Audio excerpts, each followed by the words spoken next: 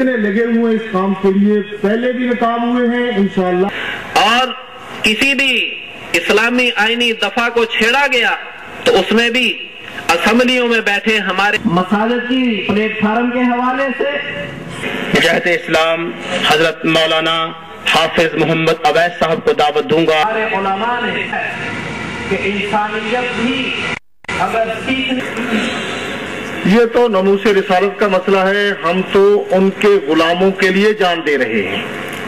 کو گالی دی جائے تمہیں کوئی تکلیف نہ ہو، اور یہ نہ تو کوئی پبلک اجتماع ہے اور نہ ہی کوئی لمبی چوڑی تقریر کا وقت۔ ہماریوں پر بھی لعنت بھیجتے ہیں اور گورنمنٹ کو یہ شک تو اسٹاپ نہیں ہے، جو بھی مسلمان کلمہ گو ہے وہ ناموس رسالت پہ جان دینے کے لیے تیار ہے۔ بالکل شریک نہیں ہے، اور آپ حضرات کون شخص ہے جو اس کی تکلیف اور اذیت ناک گفتگو سے میرا انتقام لے؟ جہاں بھی کوئی گستاخی رسول کرتا ہے ہم نے اعلان کرنا ہے کہ تقاضا ایمان کے تحت لیٹرک کے روح حرمت اس بات کا بڑے ہی احسن انداز میں اظہار فرمایا ہے کے متعلق اختیار کیا تھا، یا اب میرے اکابرین جو کرتے ہیں میں اس پر قائم رہتے ہوئے یہ عرض کر رہا ہوں کہ کسی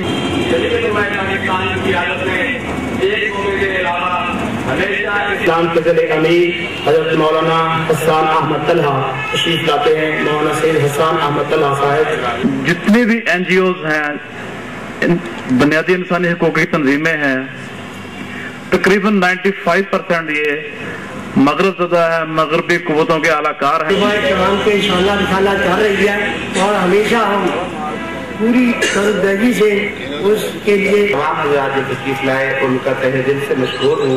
سے وہ باقی رہ گئے جیسے مفتی عابد فرید صاحب، مولانا عبدالغفور صاحب، کہ تمام مکاتب فکر کے علماء کرام کا ایک بہت بڑا پروگرام توبہ ٹیکس کے اندر تشکیل دیا جائے، جس کو کیسے کامیاب کرنا ہے۔ باقی یہ اپیل کی ہماری حضرت مولانا عبدالمجید صاحب کی طرف سے امیر مرکزیہ ہیں، عالمی مرکز ختم۔ والصلاة والسلام علی رسولہ محمد وعلی آلہ وصحبہ اجمعین۔ آمد عطا فرما۔